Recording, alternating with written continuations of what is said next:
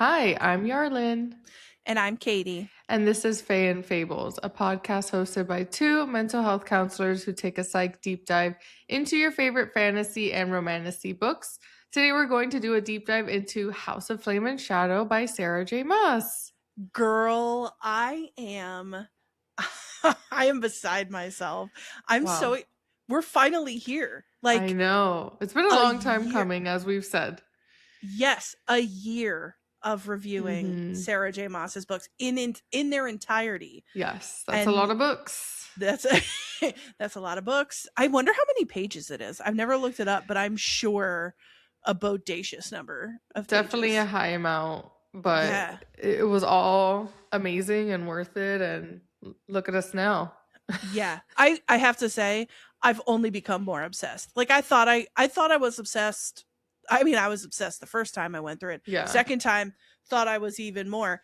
And I was like, how do you get even more after reading it a couple times? But no, she manages to slay me every time. I cried. I still cried. I still like it was a beautiful beautiful journey full of laughter and Yeah. tears and I did get everything it. else. Yeah, and I did get a little emotional in like the ending parts of this one. And Mhm. I think you'd be surprised in like the ranking of the series that I would do for like Sarah J. Maas, but maybe we can do that a little later.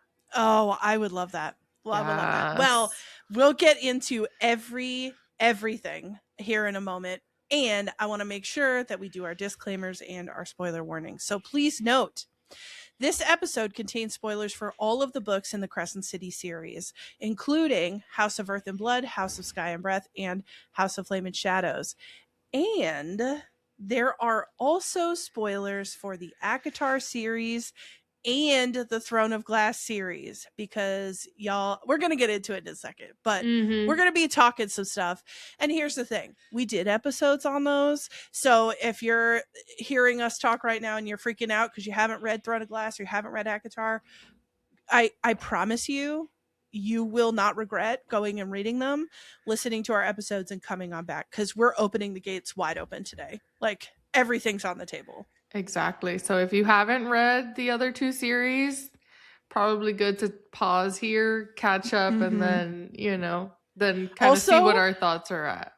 yeah, it's June. The next ACOTAR book comes out in October. Yeah. Y'all better get moving if Yeah. you're And not if you already. haven't read Crescent City, but you've read Throne of Glass and ACOTAR and are thinking, I don't think I need to read Crescent City, you're wrong. You're actually wrong. You are incorrect. Yeah. You need it. You need it. You need it. So yeah, it's a tell all today. We're going there. Every corner of this universe we're going. And in addition to all of that, there are several potentially triggering emotional and or traumatic themes that may be discussed, which could be impactful or upsetting. Note that adult language and themes are used in the discussion of this book, so please take care of yourself and use caution if you're not in a place to engage with these kind of conversations. It should be noted that this podcast is hosted by two licensed mental health counselors, but it should not be used to diagnose, treat, or address any individual mental health concerns or conditions. The knowledge, opinions, and experiences we express related to mental health are our own. It should not be applied as treatment. This is just for fun. If you feel like you need mental health treatment, please seek out your own individualized mental health care. And then for our order of events today, we have our rankings and ratings. We're going to star, we're going to chili pepper, we're going to shelf. We have our teehee moments and our counselor's couch. But today, we're doing a little switch up. Instead of the red flag court, which is our usual little ditty, we're going to be doing unhinged thoughts and theories. And this has to do with the cross series, Crescent City, Throne of Glass, ACOTAR. Where are we headed? What's up for ACOTAR 6 and 7?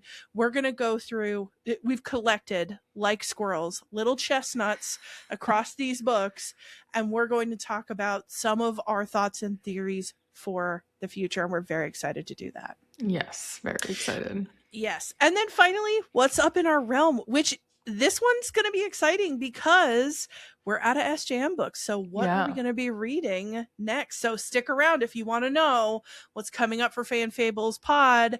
We've got a little something we're excited about at the end where we'll talk about what we're reading, what we're doing in the podcast, all that good stuff.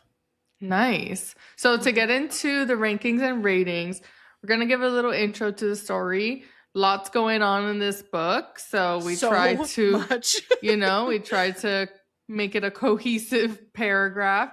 So Tried. Bryce Quinlan begins House of Flame and Shadow in Perithian with Rhysand, Azriel, Amren, and the gang. I loved seeing the crossover. I wanted more.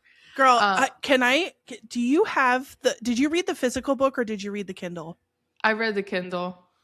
So I don't know if you know this, but there's a bonus scene that she wrote and put at the end of my physical copy of the book. Oh, I have to check it out then. Yes, and it has Bryce showing them music off of her phone. It is awesome. No way. Yes, but I forgot to tell you about that. But yeah. Anyway, so continue. But it's all crossover so amazing.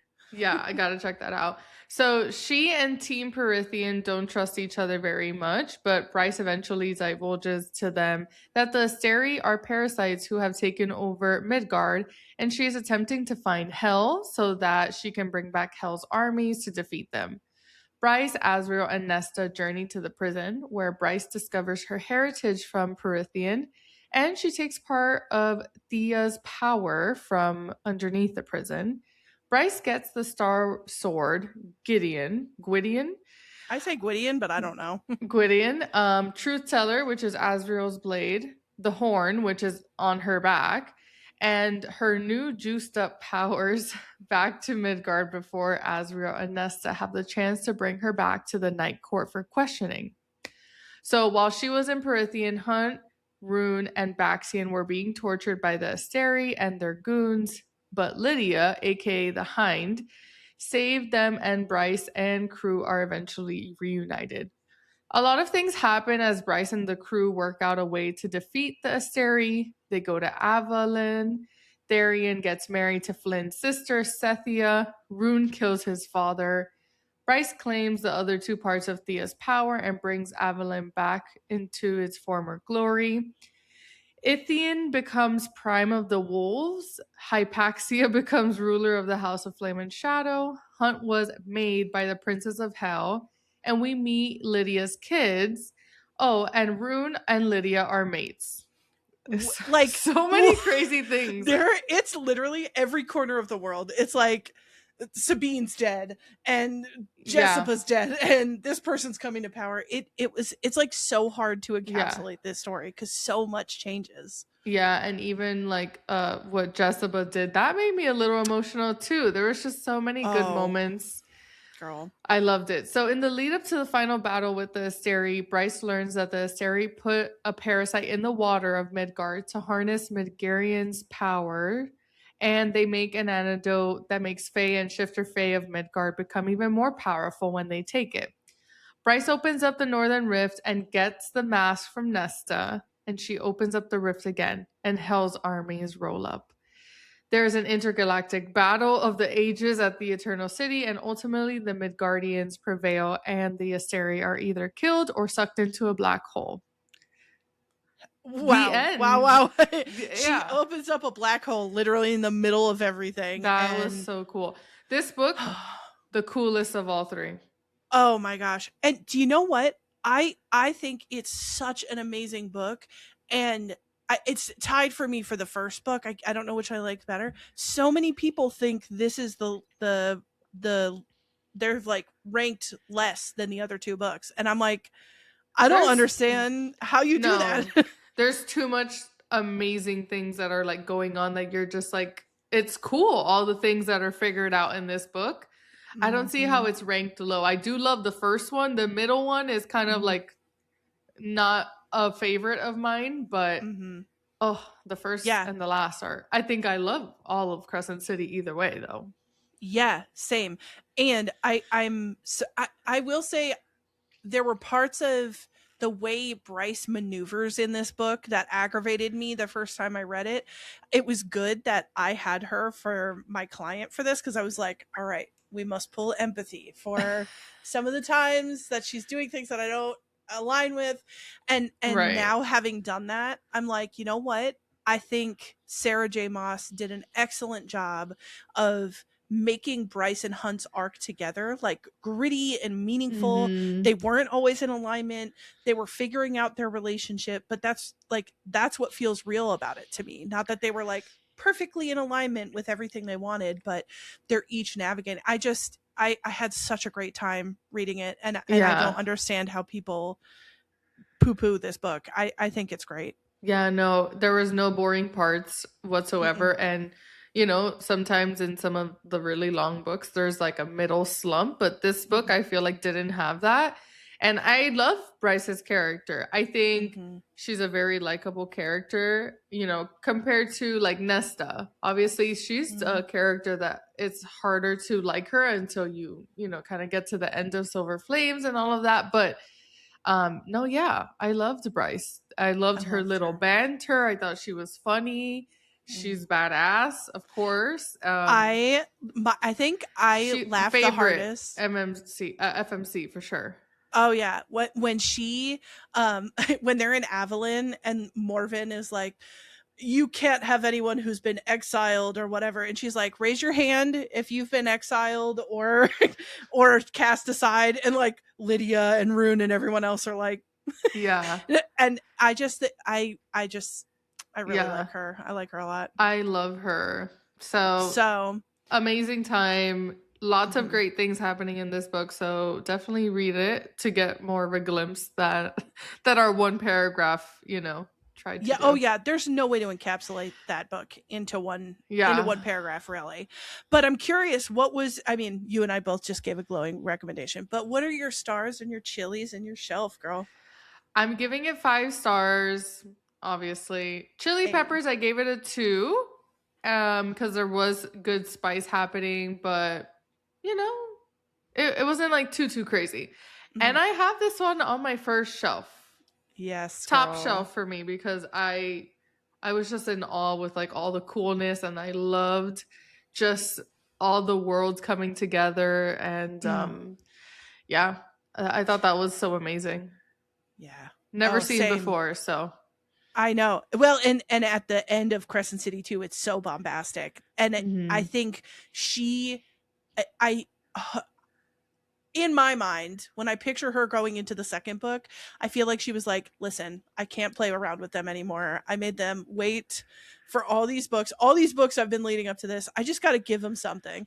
And she did. She gave us Bryce and Azriel and Nesta together. And I was just like, this is fabulous. I'm so happy to be here. Yes. So tell me Um, your ratings. Girl, we're simpatico. We are. 5 stars. 5 stars.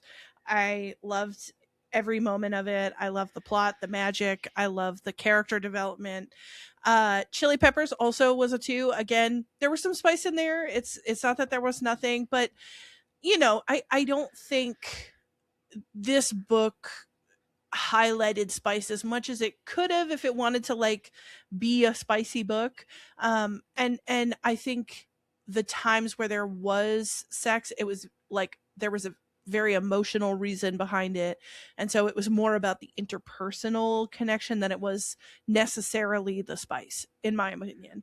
Yeah, I can uh, agree. And I see that definitely where it was like there were spicy moments, but they were more like loving and you had mhm, that connection of like they were apart for so long and this is finally their moment. So I think it yeah, definitely had some good spice. agreed. And same shelf one, top tier. Love it. Yeah. Would read it again. I probably cuz I don't know about you, but I get like SJM hangover, which is like, I think I've seen it on Instagram or TikTok, Book Talk, whatever. But it's true for me. Like when I get done with an SJM series, and because we've read all of them, Yeah. I'm so like entrenched in it and I'm so in deep with it that it's like I need to walk away from it cuz I'll just get sucked right back in. So I I would 100% read it again. I probably will at some point. And it left me just as impacted as it did last time. And when you do that to me, you go top shelf. You go top shelf. Yeah, this one was really good, and for sure a good reread for me. Yep. Because I still think about Throne of Glass and wanting to reread that one. So then Crescent City would be right after. Yep. And you bring up Throne of Glass, and I'm like, I could reread it. I could go again. I could get hurt again like that. Would do. Oh my gosh. So, we are already Twitter pated with this book, and Yes. it's time to bring in our tee-hee moments. Yarlin, what had you tee-heeing in this book? What had you going? Okay, well, I have a good amount of little teehees here and there. My first one is page 57, but inside him, beyond the sea of pain and despair, Bryce was the entirety of his world, his mate, his wife, his princess. So that's like a thought, that Hunt has while he's like, in the torture cells and things like that. He's really struggling, but Bryce is kind of like his light at the end of the tunnel. And I just, even when you're being tortured within an inch of your life, you're thinking you about should only me, think of me, my princess. Like, yeah. And also what Hunt and Rune and Baxian went through at the top of this book. So sad. So sad and so gruesome. Yeah. Like crazy. Yeah. I was like, no way. They're literally like, he's fighting. He's attaching his sanity to Bryce. My other teehee that I have here that I loved, it was more like a powerful quote to me. In page 343, it says, "A world where people loved and valued books and learning so much that they were willing to die for them. Can you imagine what such a civilization was like? 100,000 men and women defend a library. It sounds like a bad joke these days." And I thought that was a great, comparison to our worlds now, where it's like libraries have to be kind of like protected, and people are banning books. And like, there's just so many things in our real world that, books are so valuable, and I think people need them more. My gosh. And like how much education is being like threatened. Like, I know you and I are both, we're avid readers, and we both believe in how powerful reading and education can be. So as you were saying that quote, I just was getting chills because it's so powerful. Yeah. And I think a lot of times, like, with like book to movie adaptation or to show adaptation, like people only watch Handmaid's Tale, but then don't know the story type of thing. So it's like, you also should read the lore and like actually read the book of where it comes from and connect that, versus like it just being like a form of like TV media thing, So I thought that was really interesting, and it got me thinking about life now. My other teehee, page 352, home, wherever that was in Midgard, because her home was no longer just a physical place, but a person too. And for Bryce, home was and always would be Hunt. Love that one. If I'm not your home, what are we doing? Exactly. I love their connection in this book. Let's see. This other one, which I love, Rune and Lydia's little thing that they have going on. Well, they're mates, so like, but like their whole time before figuring that out, they had a little tension. So in page 492, even the way he spoke, the timbre of his voice, she could luxuriate in that all day. And when he'd touched her last night, licked her, did he have any idea how close she'd come to begging him to strip her naked, to lick her from head to toe, and spend a long while between her legs? Ooh. Listen, the timbre of your voice, that's where you send me, just by talking. I love their tension. This other one is from them too, page 508. Now I don't fucking care who you are, as long as you're mine, because I'm yours, Day. I'm fucking yours. Yeah. They have this like, great intensity that I'm just like, I'm here for it. I'm here for it. Yeah.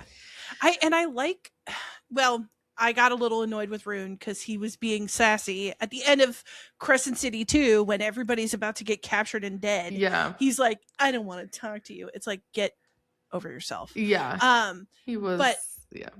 yeah, he was, he didn't have a good sense of like life and death situations at that moment.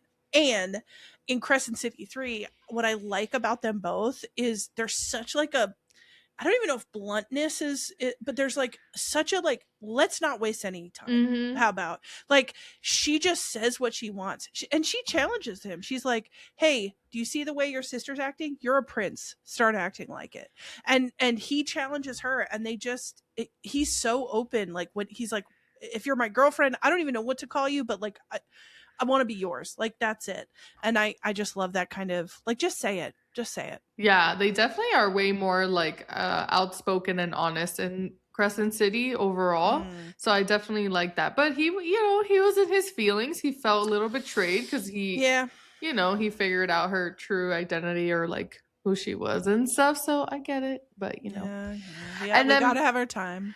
yeah, and then my last one, because there are so many in this book, I do agree. Page 713. For the moment, it was just them, Bryce and Hunt. For the moment, it was only their souls, their bodies, and nothing else mattered.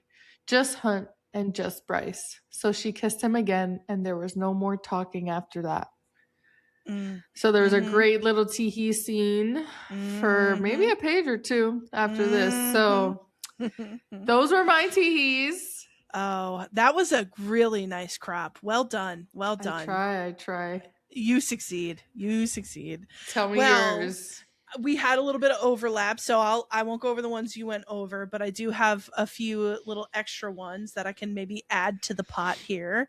On page 456, this is Hunt and Bryce, and it says, "Their magics collided, their souls. She scattered across the stars, across galaxies, lightning skittering in her wake. She had the dim sense of Hunt being thrown with her, of his shout of ecstasy and surprise, knew that their bodies remained joined in some distant world, but here, in this place between places, all they were melted into one, crossed over and transferred, becoming something more." Whoa. Such beautiful descriptions. I loved the connection of like across stars, across galaxies. I love just those like big ways of describing like their love. It was so beautiful. And so I love this one. You're like, love is intergalactic. Like your love is so powerful and your powers are so powerful that you're literally flying across the galaxy into a nowhere space, into a world between worlds, a space outside of space. By the way, if we remember from Kingdom of Ash, when Aelin went into the space between spaces, but I love the element of not just your bodies having this ecstasy, but your magics having this ecstasy. It's this thing that's like crossing all kinds of boundaries and making their sexy time even just more mind-blowing. Yeah, it's so descriptive and I could see it all. It would be awesome. Here's the thing, if your lover is not talking about how intergalactic your love makes them feel, I just feel like that's a missed opportunity on your part, Yeah, and I think there's something lacking there. Yeah. If no one's ever said that to you, I would say go have a chat with your loved one and make that happen. Maybe you could be the one to describe that, and then they also can reciprocate that. Maybe give them just slide Crescent City, any Sarah J Maas book, slide them one of these and be like, I want you to pay attention to quotes in there, and I'm going to need to hear something here in the near future. So you have a week, read it, and come back. So on page 712, and I also had like Hunt and Bryce talking about how they're home for one another when she comes back. So I'm not going to go over those because we did that. But on page 712, Hunt says, "You're my best friend, you know that. I mean, you're my mate and my wife. Fuck, that still sounds weird. But you're my best friend too. I never thought I'd have one of those. And then Bryce says, you're my best friend too, Hunt. You saved me, literally, I guess. But also, she tapped her heart, the glowing star, in here. So cute. Bro. When there's something I think so special about when people make declarations of love and they're like, not only are you my lover, but you're my best friend. You are my closest, most trusted friend. It just does Yeah. something to me. Yeah, because it's like on a deeper level, like you see the person more than just a romantic, Mm-hmm. interest. So I love that. Yeah. And then I have one more, and it's from Rune, because I also liked Rune and Lydia's little Mm-hmm. dynamic. Rune says, I love you. I fell in love with you in the depths of my soul, and it's my soul that will find yours in the next life. Wow. Wow. Wow, wow, wow. It should only be that way. Your soul should always find its way to me. Yeah. If your soul can't find my soul, you're not dedicated enough, okay? So Yeah. write that down, put that in the old ledger, because if my soul pieces out, I expect your soul to come find me. Okay. Wow. Really great teehees in this book. And there's obviously so many more little moments Oh, that just got us. yep. We can't be here all day talking about it. You just got to read the book. Yes, exactly. So now we're going to get into the counselor's couch. So this is where we Ooh. connect the fantastical with the practical. And we each choose a character and analyze their psychology, making recommendations as their fictional counselor along the way. And then we take what's going on in their world and bring it into ours so that you can walk away with some therapist approved psych insights. So for my character, I had Hunt. In the book, we don't get as many POVs in the book of Hunt, at least throughout the beginning. I was literally just waiting. When am I gonna like read more about Hunt and like what he's saying? Mm-hmm. When I first started reading it. But then it starts coming up more until it becomes closer for them to being freed. But when we do see their POV or situation, he's being tortured and is drowning in guilt. That's kind of common for Hunt to really just blame himself for a lot of the things that he does, that other people do, like for their circumstances. He just blames himself. Yeah. But what does stay constant in his mind is wondering about Bryce and where she is, if she survived, like what realm or reality is she in. Um, in page 57, I have a few quotes kind of connecting like where his mind is at throughout, some of the book. In page 57, pain and dark and quiet. That's the entirety of Hunt Athalar's world. No, that wasn't true. Those things were the entirety of the world beyond his tortured body, his sawed off wings, the aching hunger writhing in his stomach, and thirst burning his throat, the slave brand stamped on his wrist.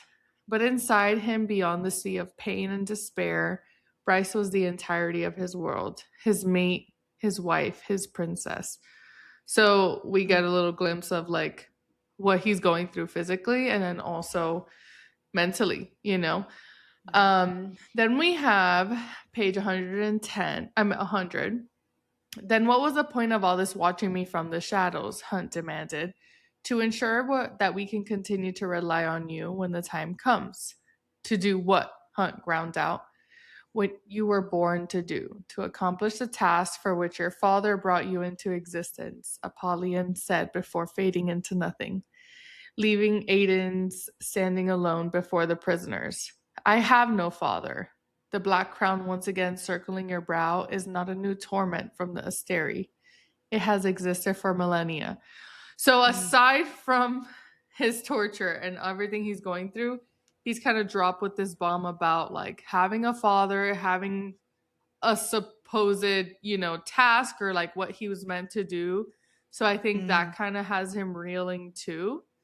I love that you highlight this because, and this is something that we, in the like review of the blurb of the book, I wish we could spend more time talking about this, but the thought that Hunt was made by the princes of hell to be a tool for Thea's descendant, who is Bryce. Mm-hmm.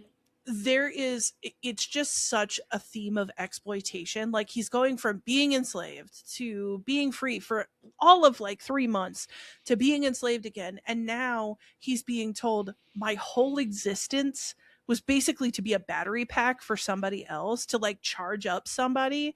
And I think Hunt and Bryce work it out. Like, he asks later on with the Princes of Hell, he's like, were we supposed to be mates? Like, is our mateship fake?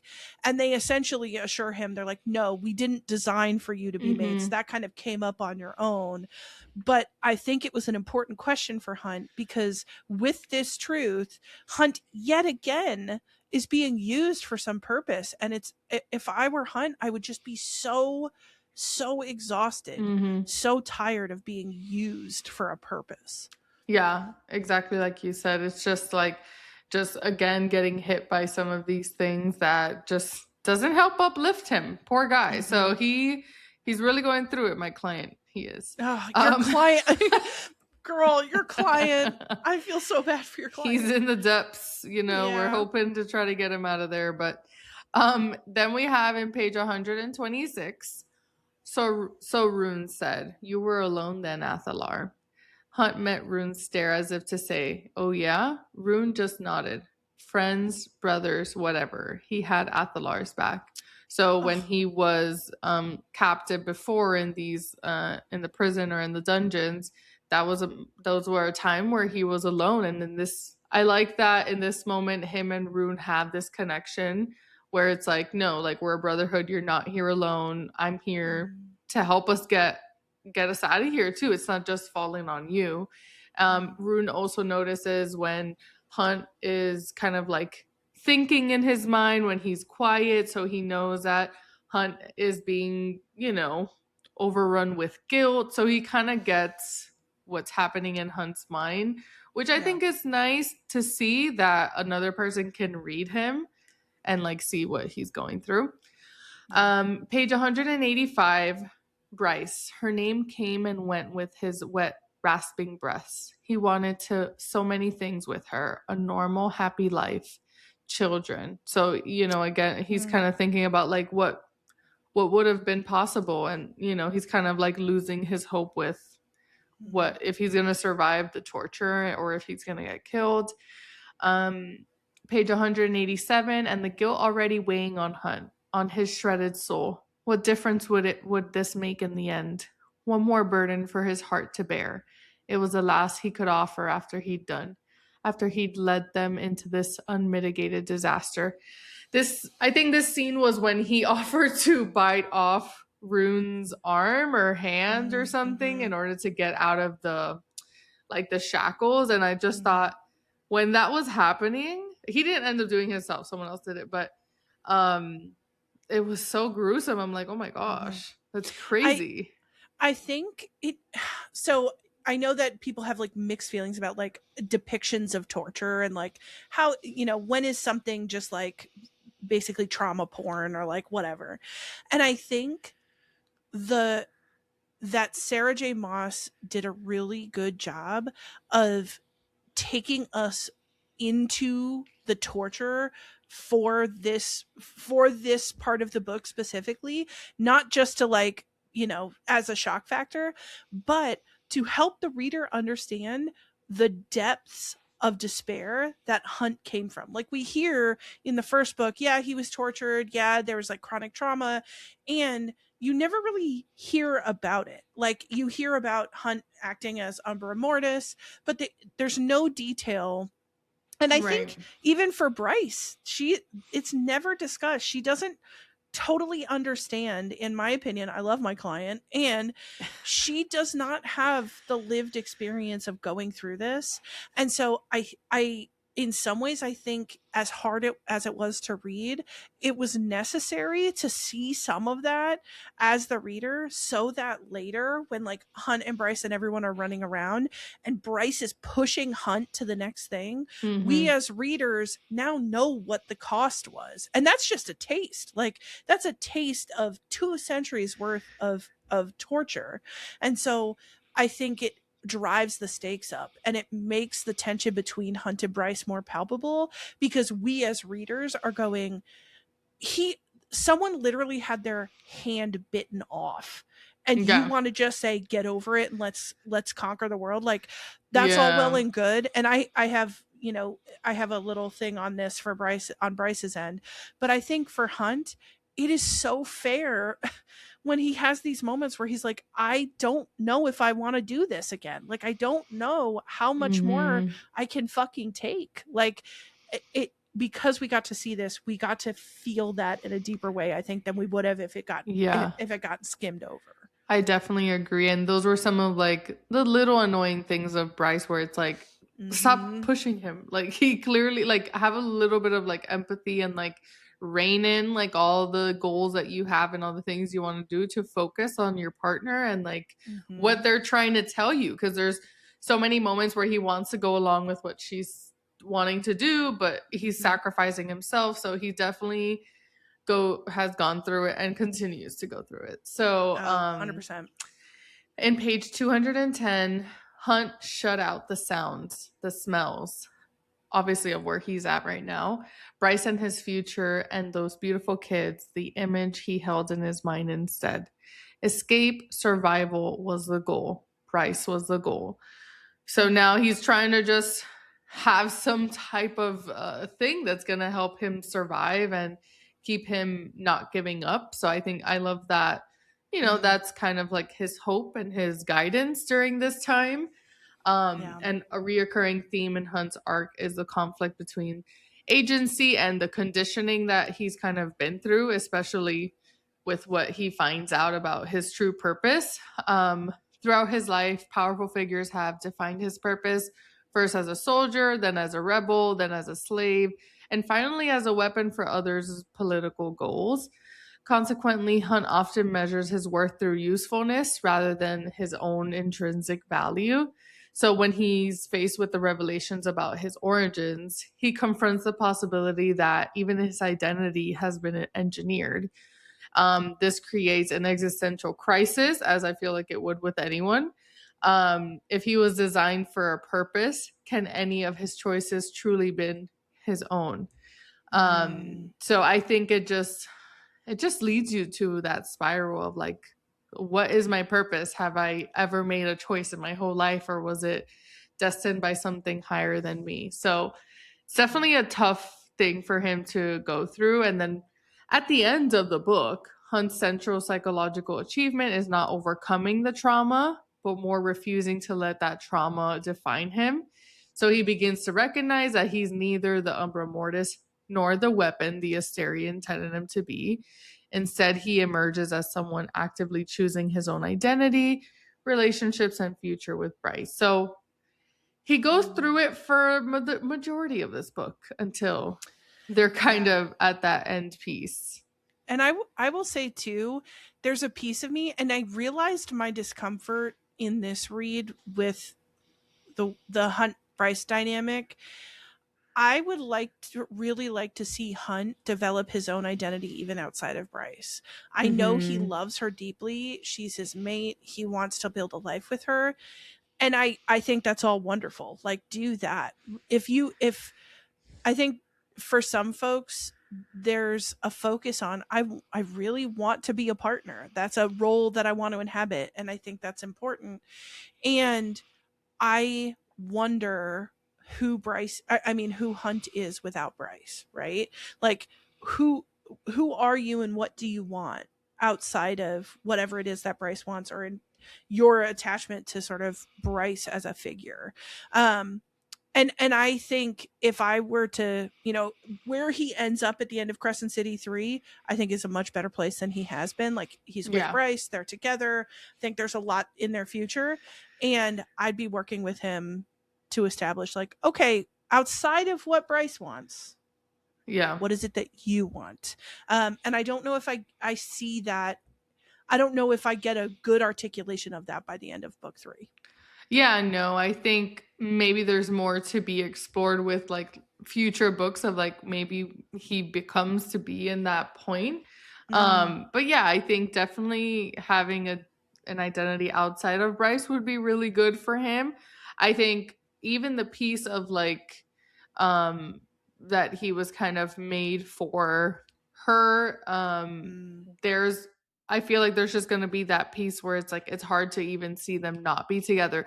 Let's say they break up. I don't know if that's something that even would be possible because of kind of like the more fantastical elements that bring them together. So it's it's definitely hard to see that. But in the real world, for sure, I'd love to see him be someone that's not all about Bryce. Or even if you want to be about Bryce and be with her, have your own things too. Like, what is it you're interested in? What do you see as your role in this post-hysteria world that's not just wrapped up in whatever Bryce wants to do? And something that brings me a lot of comfort, because there's been people in the Sarah J Maas universe who have been like, I wonder if Bryce and Hunt are actually endgame. And Sarah J Maas has been very clear, like, they are mates. They are like this. Yeah, why would they question mates. That? Well, I think part of it is like him being Malachim and she being Faye. I think also there's a trope within Sarah J Maas's works where they're like, whoever the first love interest is, you and Connor was technically there first, but I don't know if I would fully call him a full love interest. I think she loved him in the way that she loved the pack and, all of that. But more like a close friend. Nothing ever really happened like that. Well, and it was on the cusp of happening, and then they all Right. they all got murdered viciously. Yeah. But I think Hunt is like the love. Yeah, the first true love that there's no questioning had. And that's exactly, and Sarah J Maas has been like, y'all need to like let this go, because there's no like, it's Bryce and Hunt, baby. And I want to see them together. Because it's like some people do like that first love, but I don't know if Connor really was her first love. Like, that's just the first guy that was introduced, but then here's someone big and better.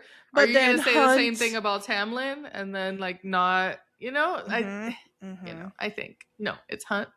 There's no questions. We're Hunt girlies out here. We're Hunt girlies. Yeah. For some real world application that for the experience of people who have lived through chronic trauma, abusive relationships, and some things that are similar with Hunt, where it's like military combat, oppressive workplaces or environments where they felt they had little control over their lives. Like Hunt, they may develop a survival-oriented mindset in which safety becomes more important than personal growth, and they may struggle to imagine a future beyond simply enduring the next challenge. So I thought that was an interesting take there.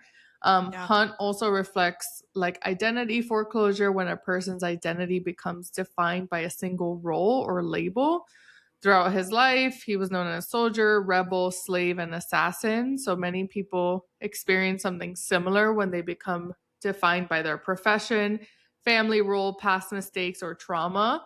Veterans may struggle to separate themselves from their military identity. Former athletes may struggle after retirement. Individuals recovering from addiction may find it difficult to see themselves as anything other than their past. Hunt's journey suggests that identity can be reconstructed rather than permanently determined by circumstance.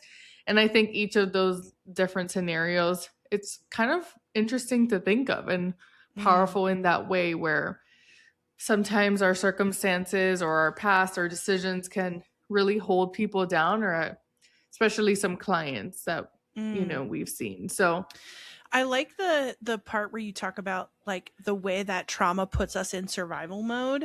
And I think this, when you see someone having a trauma reaction or who's operating in survival mode, if you don't understand that that's what's happening, folks will be like, well, why did they make that decision? It's like they are in fight or flight right now. Like if everything is perceived as a threat, it means that I have to respond two threats in my environment all the time. And so making sure that we're having a lot of empathy for folks who are in survival mode because they have good reasons. Like if you've experienced chronic traumas or PTSD or other things like that, it's about meeting someone where they're at and helping deactivate that like fight or flight response. But that takes time, and it takes energy and effort to move away from that kind of stance into something where you can kind of relax or take that fight or flight out of the automatic response. Yeah, exactly. And that does take a lot of work on its own. Mm-hmm. Another concept of a real world application that we see is learned helplessness. So, Mm-hmm. after repeated experiences of punishment and powerlessness, people may begin to believe that their actions cannot change their outcomes, even when opportunities for change appear. Hunt frequently expects suffering to return because the expectation has been reinforced for centuries. In real life, that can appear in individuals who remain in unhealthy situations, avoid pursuing goals, or struggle to trust positive changes because past experiences have taught them disappointment is inevitable.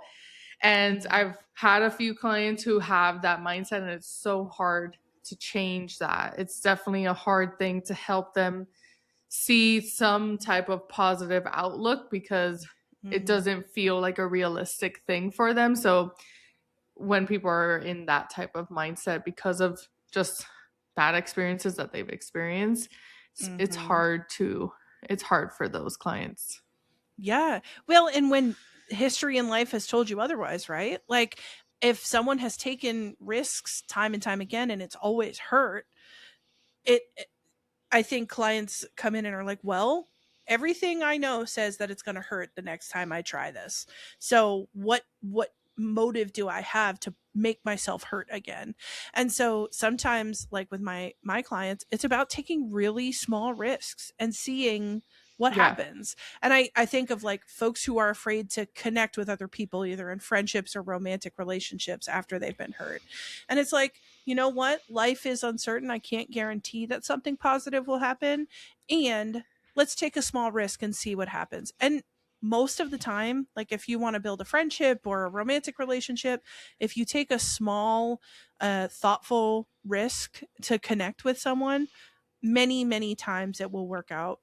It will work out and create a connection. Or we recognize that if it didn't work out, that that's okay. And it doesn't mean that there's no hope for something different.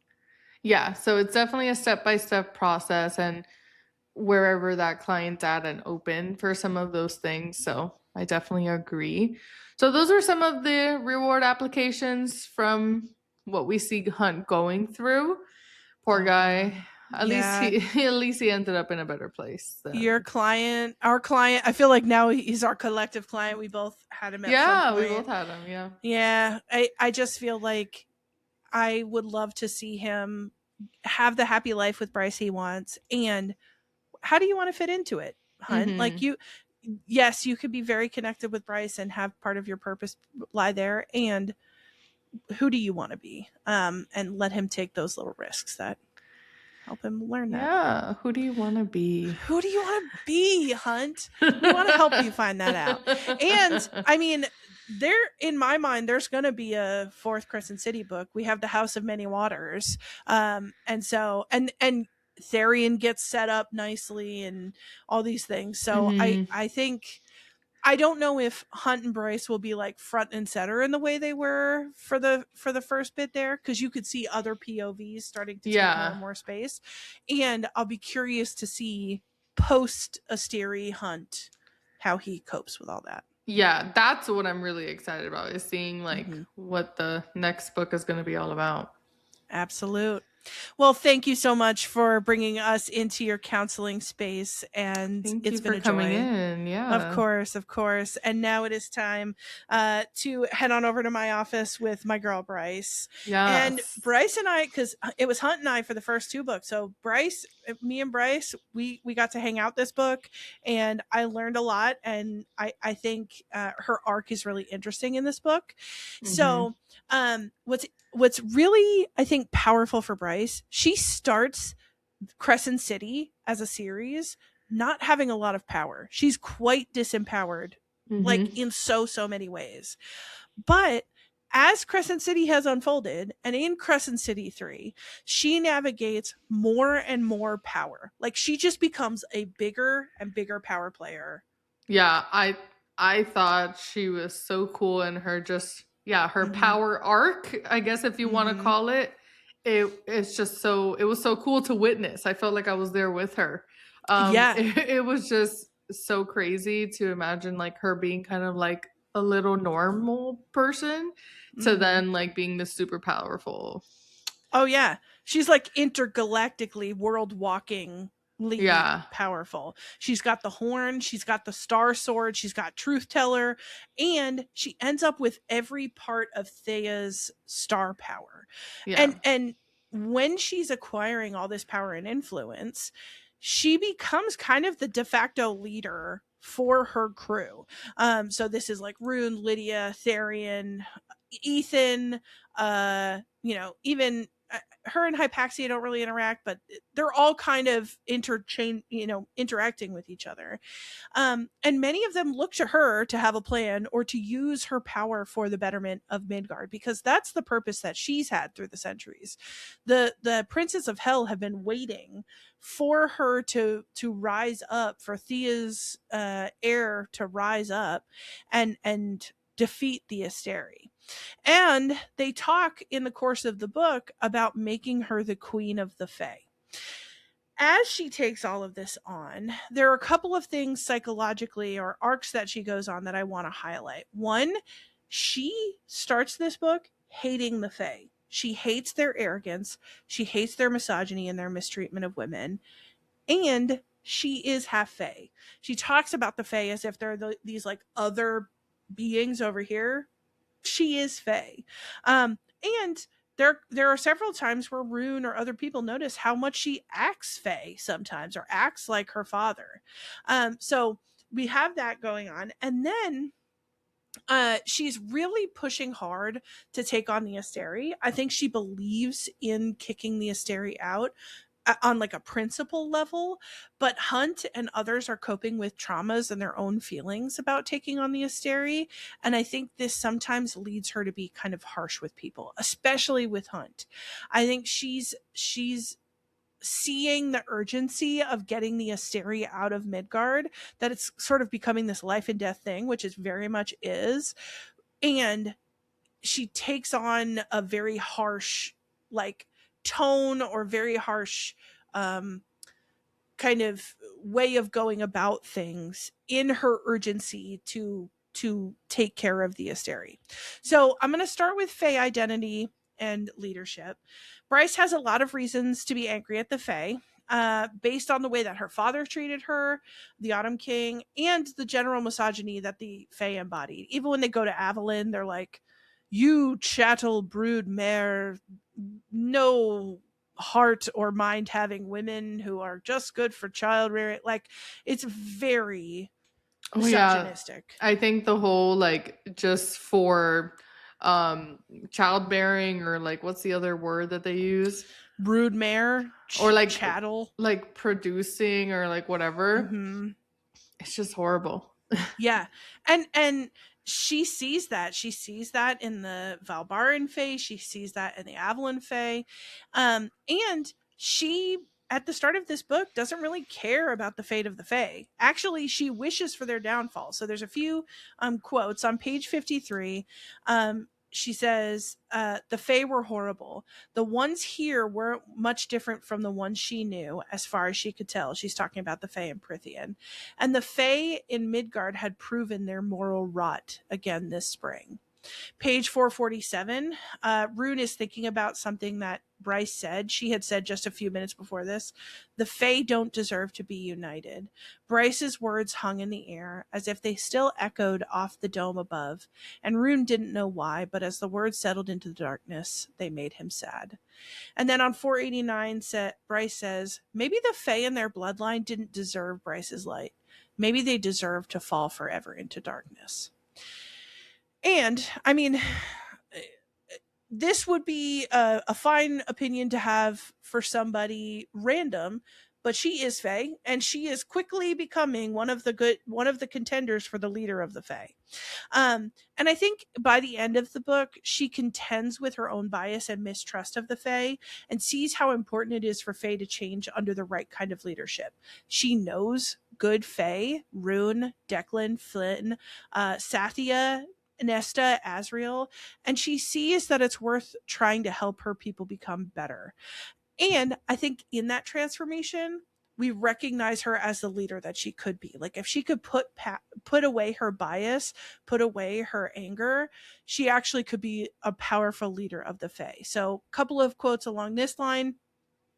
Page 559, 560, Bryce says, the Fae had festered under leaders like these males, but her people could be so much more.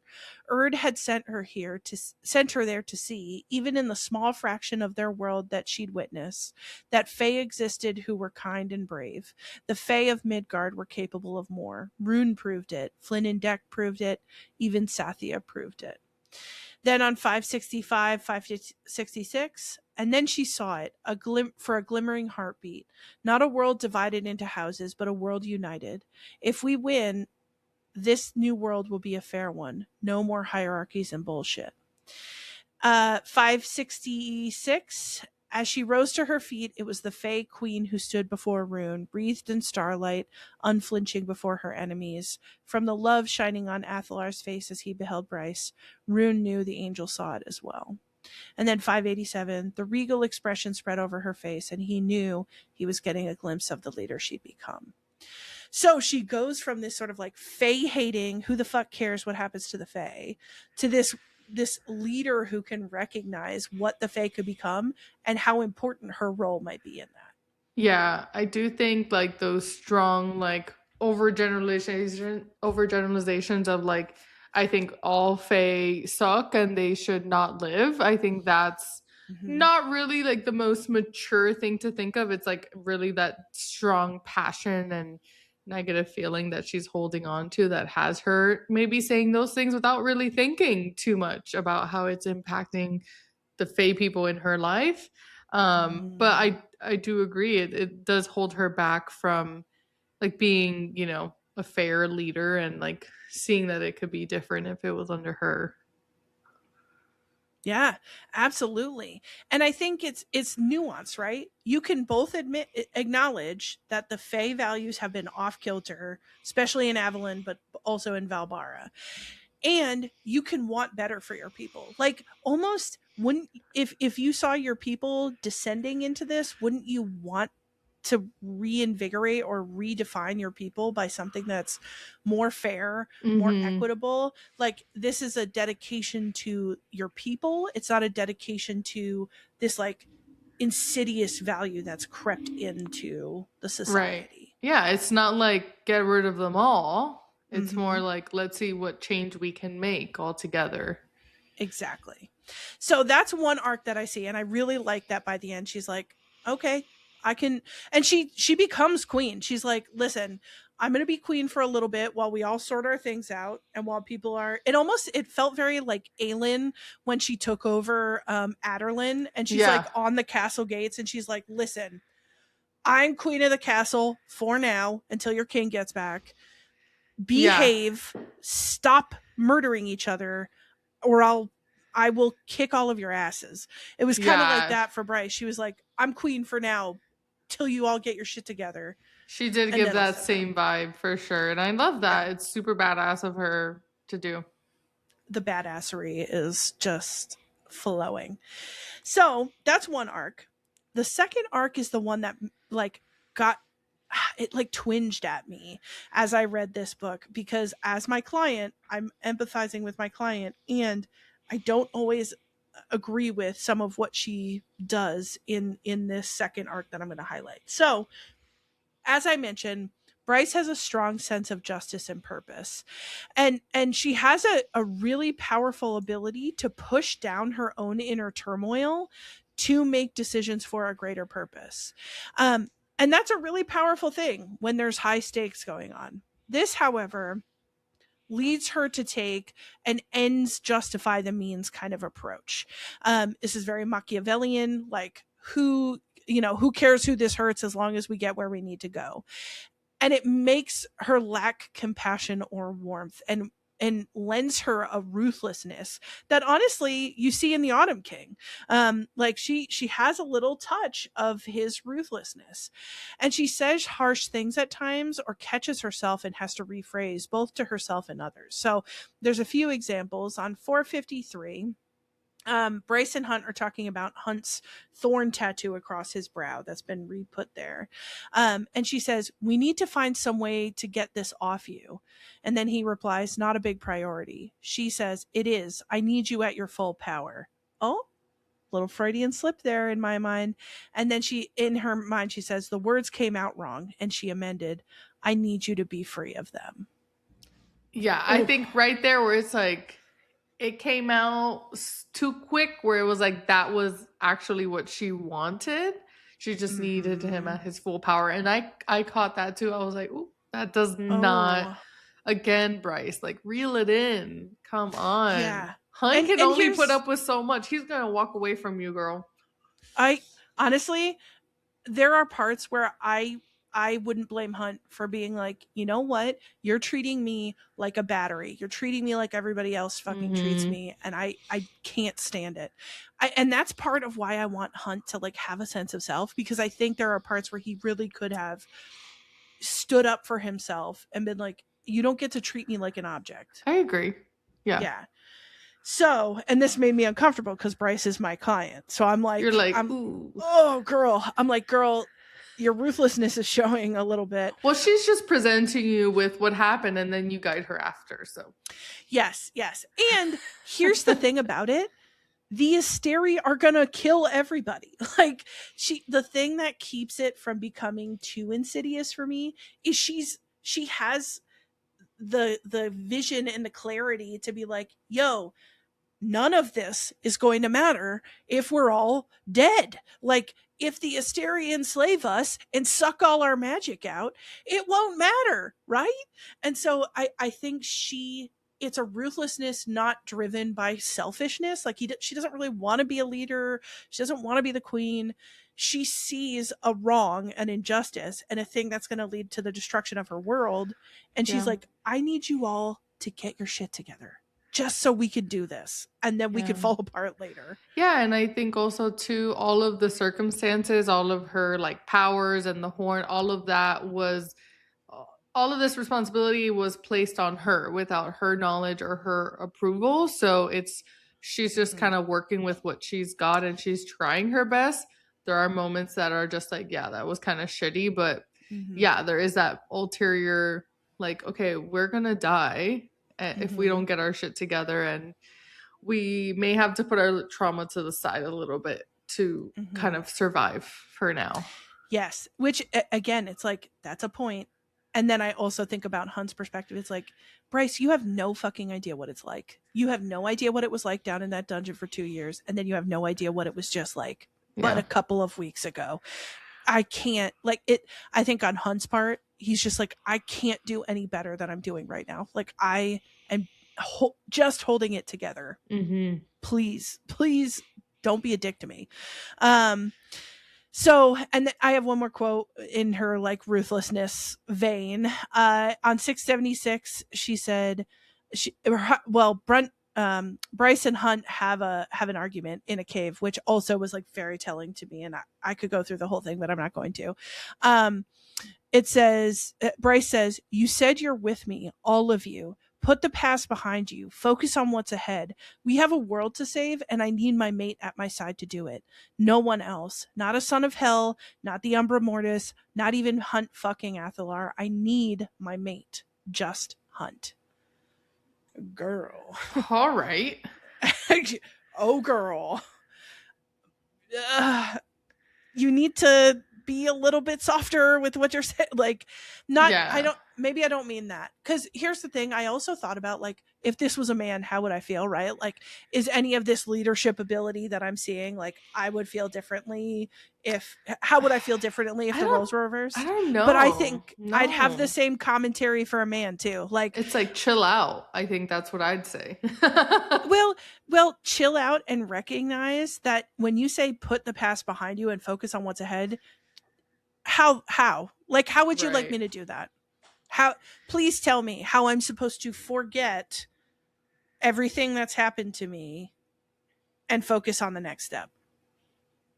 It's Yeah. just it's a lot. I think she was just a little too rough with it. Yeah. So she's got a little rough edge here. And I think part of her arc in this story is one that she almost always, her motives are altruistic and geared at protecting others. And I think through this book, she builds the ability to apologize and to realize when she lets her planning get in the way of her relationship, to be kinder to herself and to be kinder to other people.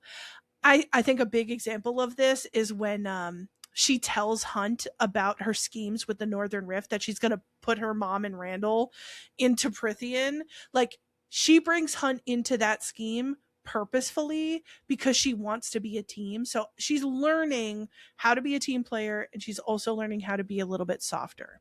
So I have a couple of quotes that display this, which I liked. 571, so much life, so much magic, freed at last of the veneer control, a place not only for the Fae, but for everyone, all of them. Bryce could feel it, the joy of the land at being seen, at being freed. Then on 615, she allowed herself to look at June and Fury one last time, to memorize every line of their faces. Friends worth fighting for, worth dying for. 16, Ember hugged her back, content to be here, to hold her daughter for one moment longer. This is what really mattered in the end. 795, Erd knew there would be a female who would be kind and selfless and brave, who would give everything for her city, for her planet. And then 803, Jessica, R.I.P. Jessica. I think Midgard knows what you did, in whatever way a planet can be sentient. How you freed Avalon, not because you wanted to claim the land for yourself, but because you believed it was right. So you can see there's great compassion in Bryce too, that she loves her people deeply, and that she will sacrifice herself, she will sacrifice her life for freedom, and for the people that she loves. And I think that is what keeps Bryce from becoming the Autumn King. For the Autumn King, it's about power. For her, it's about her people and safety and love. Yeah, she was definitely on a little villain moment for a bit there, and it was showing. So I like that, at least, like, she had people who kind of like held her down and kept her grounded. So, love, what is it that they say in the book is like, through love all is possible. Exactly. Yeah, through love all is possible. And I think that's really what redeems Bryce at the end of it all, is she learns to well, she gets the job done. She gets the hysteria out, and she learns to be kind and to take in the love of other people. She's still her sassy self, but I think she learns a little bit. So, given that's where we leave off with Bryce, and she, well, at the end of this book, she's kicked out the Asteri. She's moving toward a more just world. She found herself in a role as a leader among the Fae, and she's the protector of the Library of Parthos. Jessica bequeathed all of Parthos to her. And so I think she's at a place where she's moving into new roles. On 830, it says, the new power in their veins, as if returned from what the Asteri had taken, required some getting used to, and new training. Bryce could teleport in one jump between the city and her parents' house now. So she's juiced up power-wise. Then on 831, she is revved up.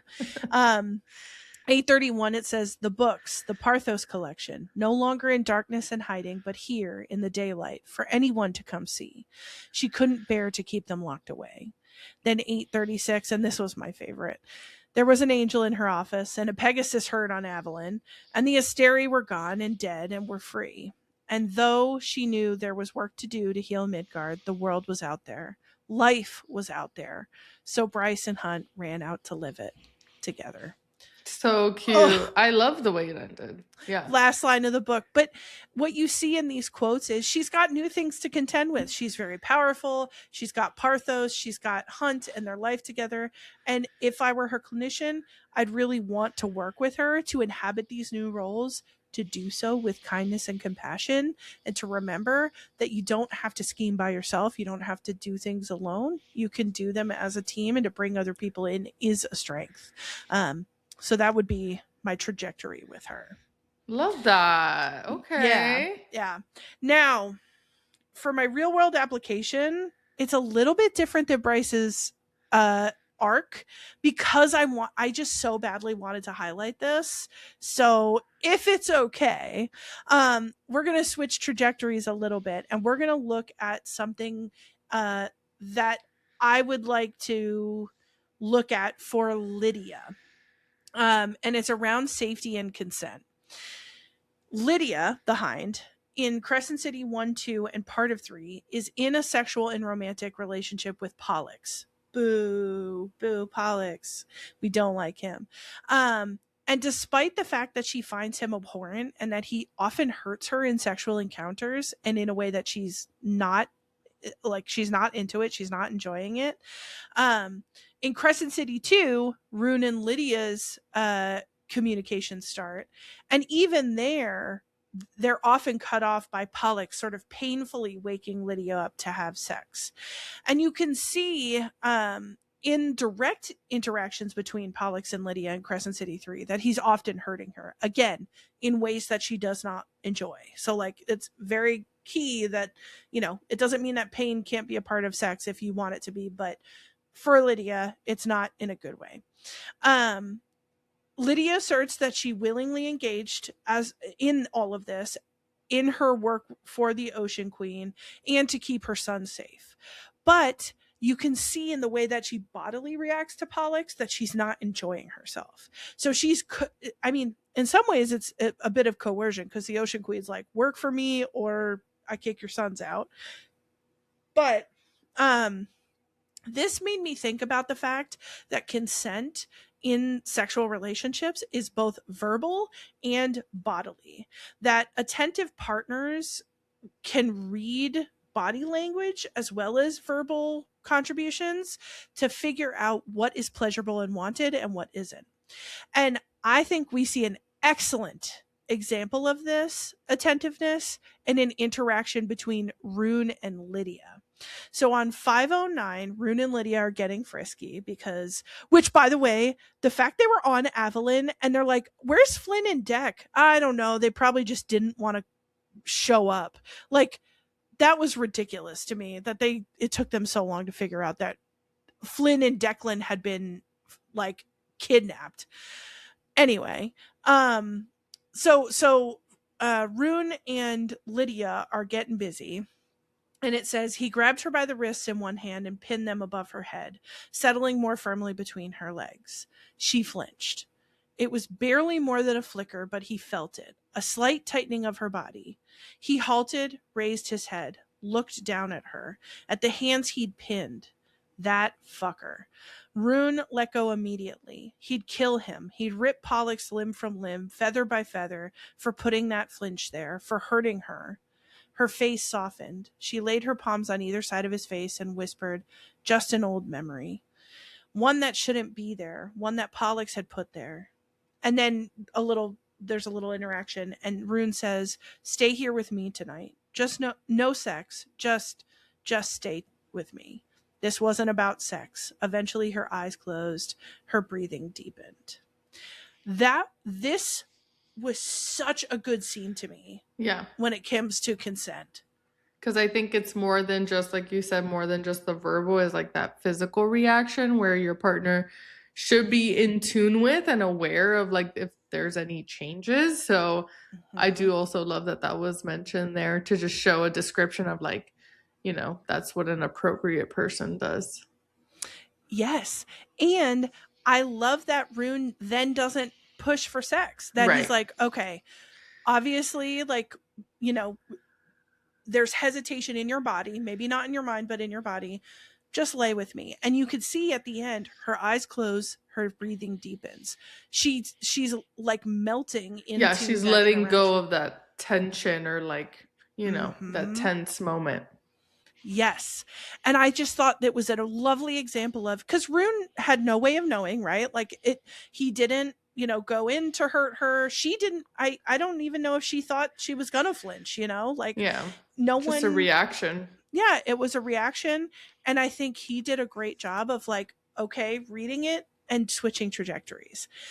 After this, there are a couple of interactions I wanted to highlight that further show great consent conversations and behavior. On 536, Lydia says, I apologize for last night. Rune says, what do you mean? Lydia responds, when I flinched. Rune says, why the hell would you apologize for that? And Lydia says, I like to think of myself immune to lingering memories. Rune says, I'm not judging, Lydia. We don't have to do anything you don't want to do, ever. Oh, this makes me so happy to read this. Yeah, because I like that we don't have to do anything that you don't want to do, and that you can tell me that, and it'll be okay. Versus And like the forcefulness that she has to do with Pollux. mm-hmm. And What kind of name is he that anyway? stupid idiot stupid name, Pollux, hammer, blah blah blah, whatever. um and I like that he says that he follows up with her and is like, you never have to apologize for that. Like, Mm-hmm. there's nothing to be sorry for. And then finally on 724, they're having sex. And I liked that he takes a trajectory once they have this interaction where he lets her lead. It says he followed her lead, letting her set the pace. Each kiss he answered with his own. Let her show him where she wanted him to touch, lick, to savor. Oh yeah. Get it, get it. They And have here's the thing. great moments. Yes, this is so sexy. And he's learning, he's like, okay, she's dealing with some stuff based on her time with Pollux. And I'm going to let her set the pace. I'm going to let her lead this interaction so that she's totally comfortable. And I was like, this Rune Dannon, Crown Prince of the Valbaran Fae, you are a gentleman and a scholar, and you're excellent for this. I do love that. I do too. So, all in all, we see that Rune in his reactions, in his words, in how he is with Lydia, he is a partner who is committed to consent and care. He tracks her words and her body in trying to figure out consent. And in the real world space, it means that partners should be checking in and affirming one another. If somebody's body is conveying reticence or their body language is off, it's always best to check in or pause. And remember that consent is a continual process. You can say no to anything at any time. Even if you said yes to something 5 minutes ago, you can say no if you're not into it. You can get in the middle of something and say no. And it's up to us, it's up to every person who is in, these kind of interactions to track how our partner is showing up to these two interactions, making sure that we're checking in. I think some people worry sometimes. It's like, well, is it not like, it's not sexy to like ask, or it's not sexy to like be like, hey, are you okay? And maybe you ask a consent question, it's not the sexiest thing ever. And I think Rune does an excellent example of the fact that it absolutely can be sexy, and you could be checking in with your partner. And that is my soapbox. And that is my real world application for today. I love that. Very important Mm-hmm. things to talk about. So it was Absolute. awesome. Well, thank you very much. And those are our counselor couch takeaways, everyone. Thank you for coming in. And Thanks. we hope Yeah. that it's helpful for your day to day life. Yeah. And now this leads us, instead of the red flag court, to Yes. our unhinged thoughts and theories. We've read the whole Mossverse. Yes, And we now it is have. time. So this is the time. If you're like, I don't want to hear spoilers or crossovers, bail, bail, bail. Because Yes. Pause right we're going to here. pause right here. Come on back some other time. Yeah. But I'm curious, Yarlin, what thoughts and theories do you have? And what do you think's going to happen ACOTAR 6 and 7? So the thing with me and the thoughts and theories, sometimes I just read for the vibes. I do notice certain things. I don't necessarily like put them in my mind or write them down as you do. So I think you're going to be awesome at going over our/your unhinged thoughts and theories. But at You're least like, you have so many unhinged thoughts. because low-key I forget things. But either way, tied to this book specifically, what I would want to see for like either in ACOTAR 6 or the next Crescent City, I want to see more Nesta. I'm curious about the last page in this book and if it means that the next ACOTAR book will be her figuring things out about that the 8-pointed star or like whatever that was like in the last page of this book. Or will there be some type of additional crossover in the next books? I love the crossover pieces. I was fiending for some more Azriel and Nesta. So I would love to see more of that. Maybe we'll see some of that in the ACOTAR 6, but I'm not sure. Yeah, I likewise, when Bryce gave Nesta the Star Sword, I had never, so I had only read Crescent City 3 once, which the first time I read, I'm rooting for vibes. I'm going, Right. Does everyone live? Who gets together? Those are like Right. my priorities. So this was my second read. Everything else I've read 3 times. This book I've only read twice. And I like had a kind of like jolt when she gave her the Star Sword because I forgot that happened. And I was like, oh shit, is Nesta, because I almost presumed that like ACOTAR 6 would be Elaine's perspective or somebody else's perspective, but it made me wonder, are we getting more Nesta in ACOTAR 6/7? And then now that I think about it, how did Silver Flames end again? I don't remember the last page. Oh, like, where did it leave off? Page, so in Silver Flames, I mean,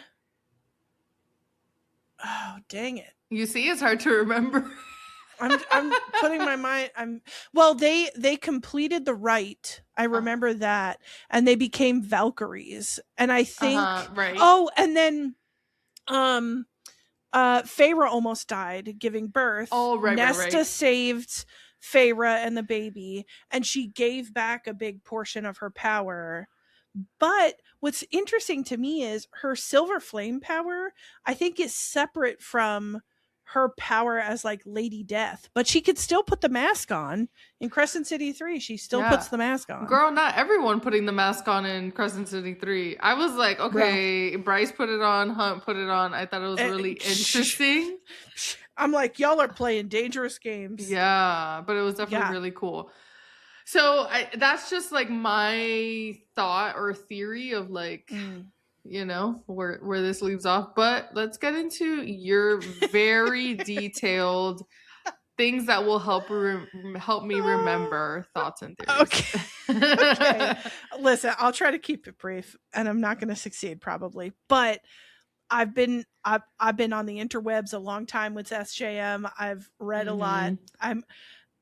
Let me tell you, I've notated during every book, anytime there's like potential crossover lore, I've highlighted and notated it. So I have like, that makes sense, annotations. You're like, knowing you, that that tracks. So I'm just going to highlight some of the things based on what we saw in Crescent City 3 and like other areas of the other 2 book series. At this point, the Throne of Glass, ACOTAR, Crescent City crossover is well established. Aurelia isn't mentioned directly, but we can see that the shifters, who are actually Fae, came from Aurelia. We see evidence of this in Throne of Glass. At the end of Kingdom of Ash, they're like the missing wolf Fae. I think that was very much connected. And I think, through Danica's research, you can see they are Fae. They come from Aurelia. They never say Aurelia. So internet people, if you're listening and I'm getting, I'm off on this, but I just feel like it's so strongly established now. Then Bryce's brand of Fae come from Prithian. Any Fae without shifting abilities are Prithian Fae, in my mind. It's also interesting in Crescent City 3 somewhere, and I forgot to get the page number, which is bothering me, but the Throne of Glass Fae apparently had interactions with the Asteri first, and then the Prithian Fae, which calls into question, what is the timeline? Aelin falls through all those worlds at the end of at the end of Kingdom of Ash at the same time that Feyre is pregnant. Right. I kept trying to find where that came up in ACOTAR. Well, I think that would have been during Frost and Starlight. Or no, it would have been... I don't remember us talking about it and pointing it out, but maybe... Well, I mean, we left it out because we we weren't talking about Throne of Glass then. We didn't prepare anyone for that. So it's either in A Court of Silver Flames or A Court of Frost and Starlight. Heavily pregnant Feyre and Rhys see Aelin falling. Then Bryce interacts with Azriel and Nesta not too long after the end of the events of A Court of Silver Flames, because she has her Silver Flame power and they have the mask. So it would have had to have happened after A Court of Silver Flames. Right, yeah, definitely after. If that's true, then Aelin, Aurelia's, Prithian's, and Midgard's timelines are happening concurrently. But the thing that throws a wrench in all this is Lydia. Lydia, in my mind, is very clearly a descendant of at least Brannon, if not Rowan and Aelin themselves. So how would that have happened? She has a ruby ring that matches Rowan's wedding ring. And she comes from a long line of her son's name is Brannon, after the other thing I could think of is she's in another branch of Brandon's line, but I just don't see how she would get her hands on that ruby ring and why it was highlighted so many times if it's not a result of Rowan and Aelin. So I say all of this to say, we know that they exist, that they're all happening, but there's a question for me very much about what the timeline is, especially with Throne of Glass. Could she have been going through different worlds but in different times, like almost like time travel vibes? That's a point, because I think it's Bryce that gets, when she goes through the portal in Crescent City 2, she gets yanked sideways instead of down. So I think in my mind that's like you're going through space, not time. Oh, but okay. In Aelin, when she travels through, she went worlds, down. She's falling down. So I don't know if it's equated space versus time. She could be seeing different worlds at different times, but I'm not sure. It's a good theory. It's a good theory. It's a crazy. I still am like, is there a hint somewhere that's telling me the answer to this? I don't know. In addition to the Fae interacting, there are several kinds of intergalactic powerful beings that seem to be tied in some way. We have the Asteri from Midgard. We have the Valg from Throne of Glass, from Aurelia. We have the Princes of Hell, which are a totally other world. We have the gods of each realm. We have the Cauldron. We have the Word. We have the Daglin. It begs the question, who overlaps with who? So, for example, the Daglin and the Asteri are the same. The Daglin is what the Prithian Fae calls the Asteri. Midgard, they're called Asteri. So we know they overlap. But are the Valg Asteri, or are the Valg princes of hell? It's unclear about how that crosses over, and what role specifically the Valg plays versus the Daglin and the Asteri in the other two worlds. If I'm remembering correctly, I feel like in Throne of Glass there were the Valg princes. Could that be something? Well, that would be interesting because the princes of hell in Midgard are good guys. Right. The Valg princes in Aurelia are bad guys. Right.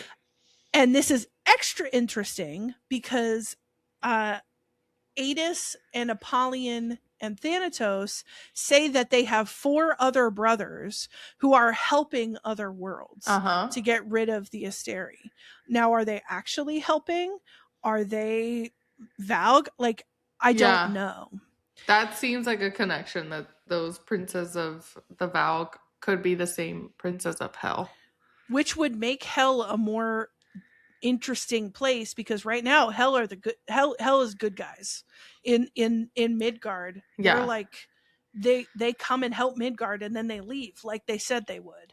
Right. But when you think of as hell as is described and mentioned in these like Crescent City books, it's not a place that's said to be like great. So is it like, well, do the princes come and help for certain reasons, but are they actually more so naturally like not nice, you know?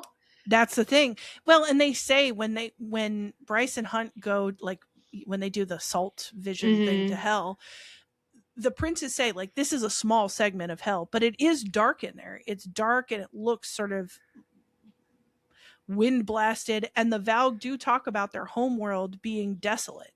So it's like, but then the Asteri also talk, well, no, I think the Asteri left their homeworld before they realized their magic was connected to it. So I'm not sure, but it'll be interesting to see, because then you think about like in Throne of Glass, they have Deanna, right? With the arrows and the hounds.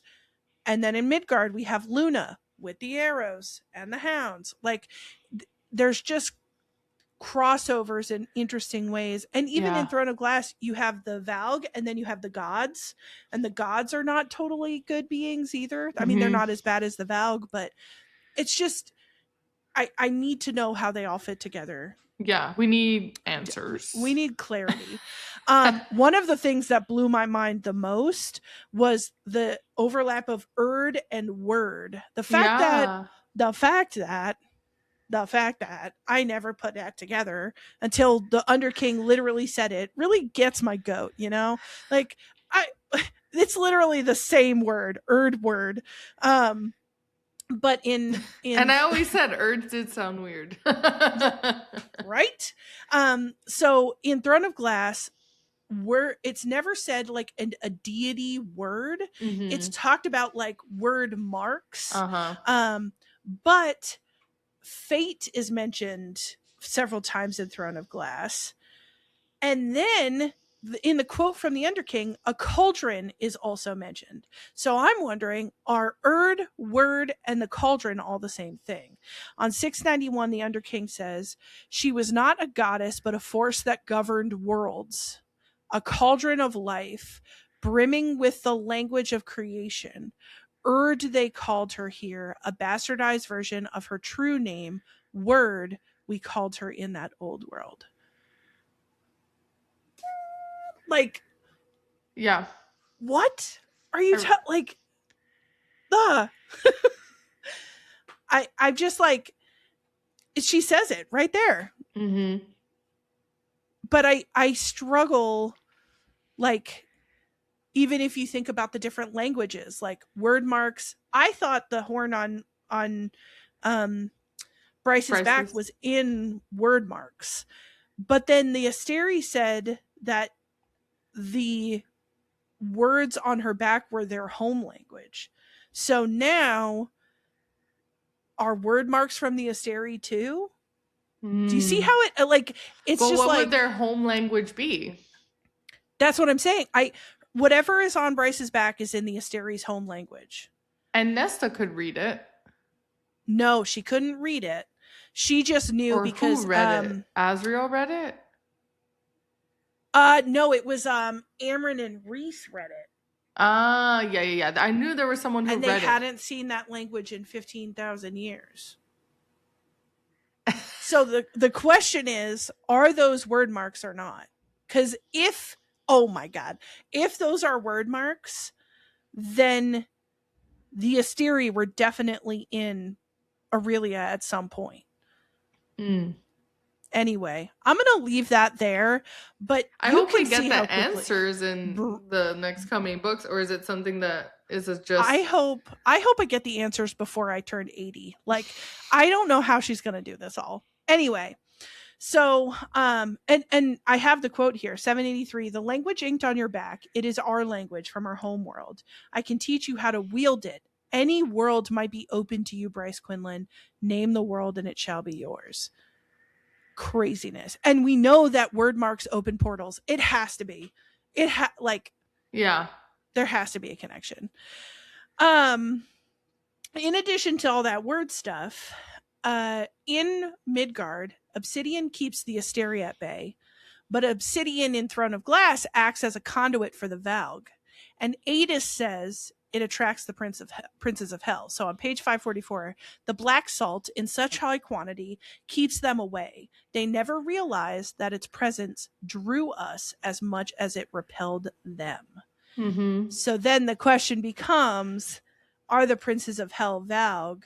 Because if we're drawing obsidian salt, yes, connections, it seems like it. You know, it's like, how is it that in both series there are these princes that are bad, and like, you know, hell is known to be bad, so there has to be something there. Yes, and you can see other connections too. Weirdly, connections to Rhys and the Illyrians too. The princes of hell can transform into these hideous beasts, and as we know, the lords of Prythian can also transform into hideous beasts. There's a lot of talk of like leathery wings, and I think, however, you know, we hear so much about Rhys's and Azriel and Cassian's leathery wings. There seems to be a tie there to me. I wonder, because if you think about it, Rhys is related distantly to Bryce and Rune. We know Rune because they look the same. So Rhys has both Night Court and Dusk Court ties. He has both. And Adis and Thea were lovers. Adis is a prince of hell. So was there a child between Adis and Thea, and like that led to some like prince of hell Night Court like thing? I don't know. There's a lot that could be extrapolated from there, but I wanted to leave that nugget here as well. Yeah, especially that Rhys has like that darkness power, that it's so strong. So that could be something that could be related to Prince of Hell. Well, and it begs the question, with Rhys's power, how much is connected to the Night Court and how much is connected to the Dusk Court? Because the Avalon Fae can read minds too. So his mind reading ability would have apparently come from the Dusk Court. But he has these other mega crazy powers that nobody else seems to have. Yeah. I also think this calls into question Dorian's connection to Rhys. Dorian also raven-haired, bright blue-eyed, mega powerful, part Valg, because his dad was inhabited by a Valg Prince. when he was conceived. There's just, I love Dorian, dude. But the question remains, how are they connected? Or is Rhys connected with Maeve? Because Maeve is also black-haired and violet-eyed. Who's connected with who, dude? Where are the questions? Yeah. Anyway, it can't be a coincidence, going. You know? Oh, it cannot. The next point that I had, the dust court is real, and we established that really powerfully, I think, in the nature of who Bryce is. It's funny, if you look at Crescent City 1, she paints her nails the color of dusk. Even from the beginning, she's talked about with these dusk-like qualities. And on page 350, her power, once she has Thea's power, it changes and it says an anti-rainbow, as it were, light falling into darkness, droplets of starlight raining from the highest beam into the shadowy band at the bottom, devoured by the darkness below, like the fading light of day, of dusk. So obvious. Yeah, just she's Dust Court. The prison was the site of the Dust Court. We learned that.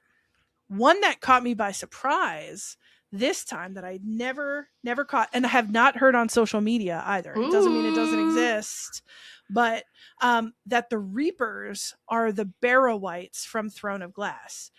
We know the Underking talks about where he comes from, and he says on 691, I was birthed by the void, but my people, they were not unknown to your own ancestors, Wolf. He's talking to Ethan, whose ancestors were really a fae.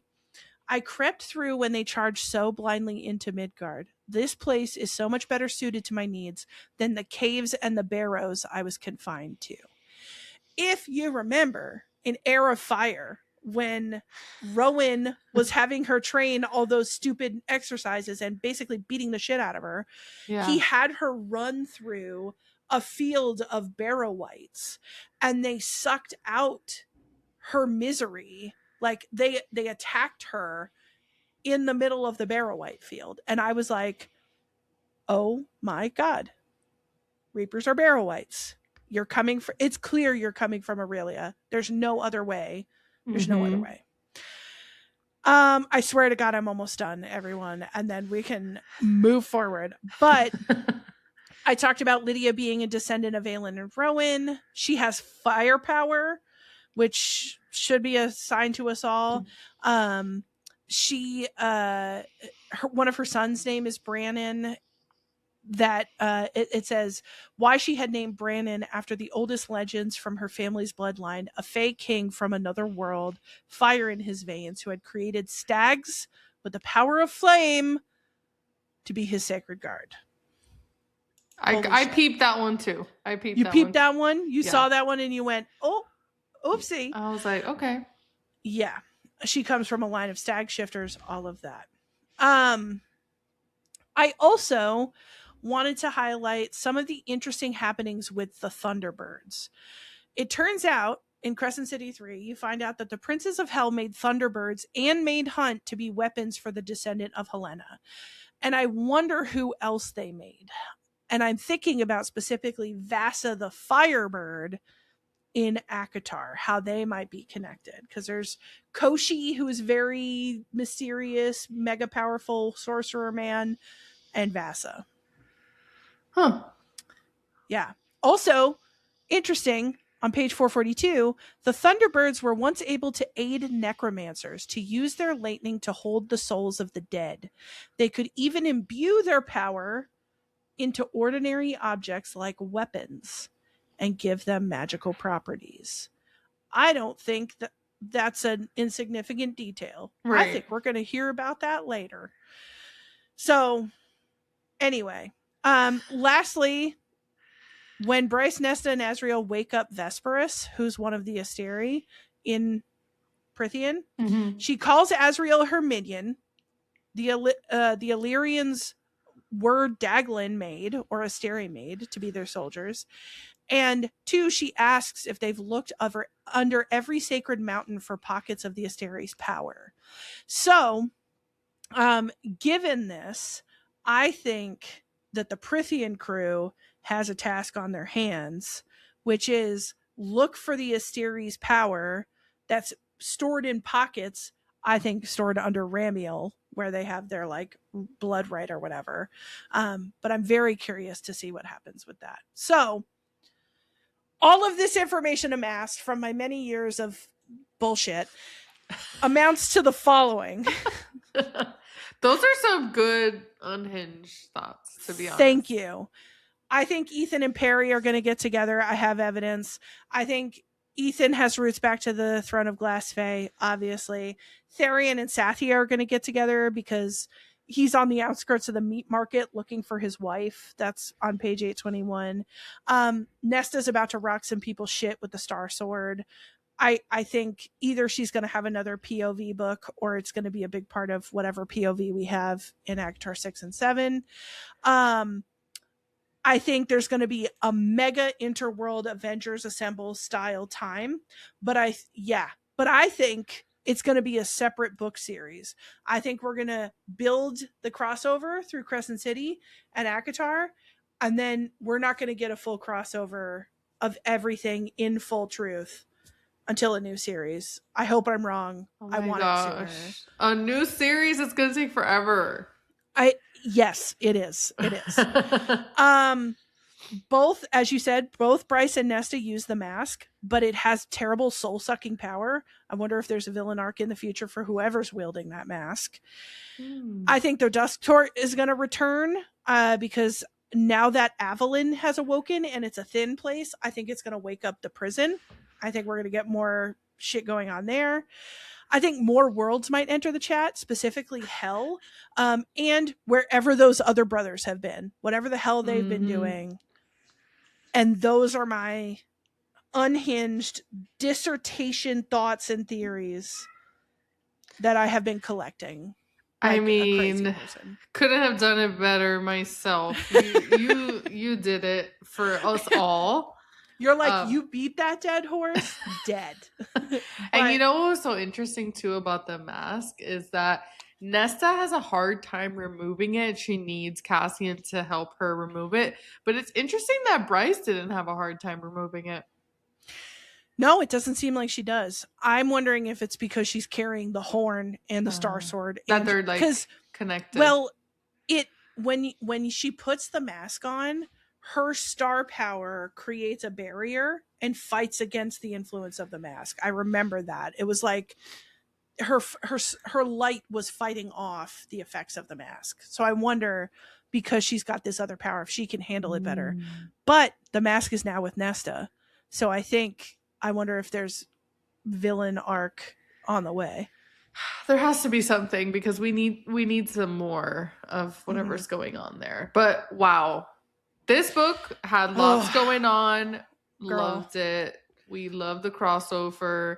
So I feel like I've reached catharsis right now. Like all the shit I've been holding inside myself, like every moment we've gone through Throne of Glass together, because you have to remember, I knew, like, we're reading Throne of Glass. I have all this context while we're reading Throne of Glass. That's so funny. It's been stored up inside my heart. And I just had to say it once. And now. Yeah. And you have great memory because I don't think I would have remembered all of that to read. Well, but I think I'm sure you did it little by little as we reread it.